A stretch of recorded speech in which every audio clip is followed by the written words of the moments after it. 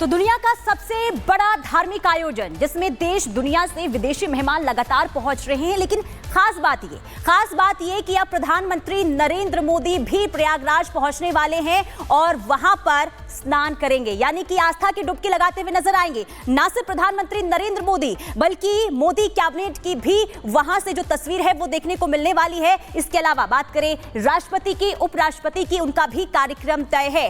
कुल मिलाकर देखिए, प्रधानमंत्री नरेंद्र मोदी जब महाकुंभ पहुंचेंगे तो वहां से एकता का संदेश देंगे।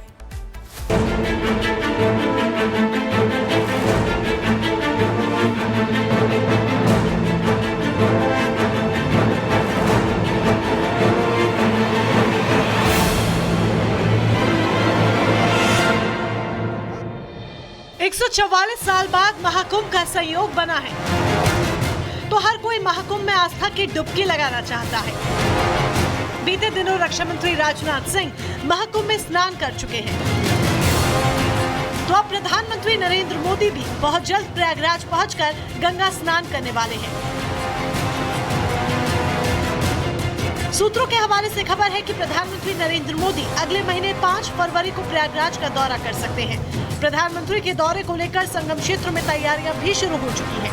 प्रधानमंत्री की सुरक्षा व्यवस्था को लेकर कई तरह के इंतजाम किए जा रहे हैं। ऐसे आयोजनों से देश के कोने कोने में समाज में सकारात्मक संदेश जाता है। राष्ट्र चिंतन की ये धारा निरंतर प्रवाहित होती है। पीएम मोदी के अलावा मोदी कैबिनेट के तमाम मंत्री भी प्रयागराज आएंगे। इसके अलावा राष्ट्रपति और उपराष्ट्रपति भी त्रिवेणी संगम में स्नान करेंगे। खबर है कि गृह मंत्री अमित शाह इसी महीने 27 जनवरी को प्रयागराज महाकुंभ में आस्था की डुबकी लगाएंगे, तो उपराष्ट्रपति जगदीप धनखड़ के 1 फरवरी को संगम नगरी प्रयागराज पहुंचने की संभावना है। वहीं 10 फरवरी को राष्ट्रपति द्रौपदी मुर्मू का भी प्रयागराज दौरा संभावित है। इसके अलावा मोदी कैबिनेट के कई और मंत्री भी प्रयागराज जाकर त्रिवेणी संगम में स्नान कर सकते हैं। मोदी कैबिनेट महाकुंभ में स्नान को पहुंचने वाली है, तो कहा जा रहा है कि मोदी महाकुंभ से एनडीए की ताकत दिखाने आ रहे हैं। सियासी गलियारों में चर्चा इस बात की भी है कि पीएम मोदी महाकुंभ से एनडीए की एकता का संदेश देंगे। बहरहाल कारण कुछ भी हो, लेकिन प्रधानमंत्री नरेंद्र मोदी के दौरे को लेकर अब प्रयागराज में तैयारियां जोरों पर शुरू। तो संभल में शुरुआत सर्जरी की हो चुकी है। इंसाफ की घड़ी बेहद करीब आ चुकी है और इंसाफ हाल ही में हुए जिस तरीके से संभल को दंगे की आंख में झोंका गया था, सिर्फ वहां तक नहीं है। 1978 में जो दंगे हुए और संभल लगातार जिन दंगों में लगातार झुलसता रहा है, उनके भी अब इंसाफ की घड़ी नजदीक आ चुकी है। संभल में जो सर्जरी है वो लगातार हो रही है और इंसाफ की जो बारी है वो बेहद करीब आ चुकी है। 1978 की बात कर लें या फिर 24 नवंबर को जो हिंसा हुई, उसके पीड़ितों की उनके पीड़ितों के लिए अब सर्जरी की शुरुआत हो चुकी है।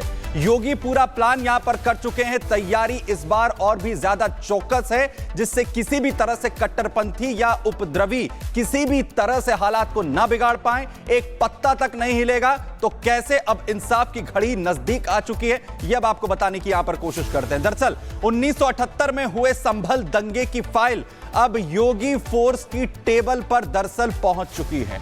आपको बताएं कि संभल में जब 1978 में दरअसल दंगा हुआ था, उस वक्त भी आखिर कितने लोगों की जान यहां पर गई थी, आखिर कितने लोग उस वक्त उस दंगे का शिकार हुए थे, ये वो तमाम चीजें जो सामने आनी बाकी है। लेकिन उस वक्त 1978 के उस दंगे को दबा दिया गया, कोई उस पर बोलने के लिए तैयार नहीं हुआ और उन लोगों के लिए इंसाफ अब उन्हें मिले, इसकी भी कवायद शुरू हो चुकी है। और क्या होने जा रहा है, दरअसल संभल में इंसाफ की घड़ी जो करीब आ चुकी है, जिसका बार बार जिक्र किया जा रहा है, 1978 की वो फाइल खोलने की तैयारी अब यहां पर कर ली गई है। 1978 में कैसे जो निर्दोष लोग थे उनकी जानें चली गई, उसको अब इंसाफ दिलाने की तैयारी संभल में हो चुकी है। यानी 1978 में जो कुछ हुआ वो खुलकर अब सामने आएगा। कब्जाधारियों को कब्जा छोड़ना पड़ेगा, जिन्होंने नाजायज तरीके से जमीनों को कब्जा कर लिया। मस्जिद के सामने भी जो सत्यव्रत चौकी है वो बनकर लगभग तैयार खड़ी हो चुकी। वहीं हिंसा के जो अलग अलग आरोपी हैं, 70 आरोपी वो जेल में है। न्यायिक आयोग की टीम भी आज यहां पर पहुंच चुकी है। पीडब्ल्यूडी के गेस्ट हाउस में रुकी है। तमाम लोगों के जो बयान हैं वो दर्ज किए जा रहे हैं कि आखिर उस दिन क्या हुआ था, 24 नवंबर को क्या हुआ था, यानी 24 नवंबर हो या 1978, सभी को इंसाफ दिलाने की तैयारी योगी सरकार ने कर ली है। देखिए जरा। सर्जरी एक बार होगी और उस सर्जरी के लिए हमें तैयार रहना होगा।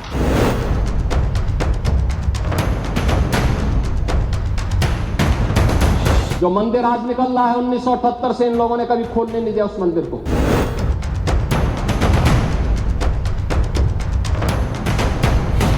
जिसने पत्थरबाजी की होगी, जिसने माहौल खराब किया होगा, उसमें एक भी बचने वाला भी नहीं है। सीएम योगी ने कहा था कि संभल हिंसा का कोई गुनहगार नहीं बचेगा, तो अब इस पर एक्शन भी हो रहा है। आज भी संभल में बड़ी हलचल है, क्योंकि 24 नवंबर को हुई हिंसा के बाद योगी सरकार ने 11 दिसंबर को संभल हिंसा की जांच के लिए जिस न्यायिक आयोग का गठन किया था, वो न्यायिक आयोग की टीम आज संभल पहुंच चुकी है। न्यायिक आयोग की टीम उन लोगों के बयान भी दर्ज कर रही है जो संभल में पीड़ित हैं और उनके साथ गलत हुआ है। तो देखिए, पीडब्ल्यूडी विभाग के गेस्ट हाउस में ये बयान दर्ज किए जा रहे हैं।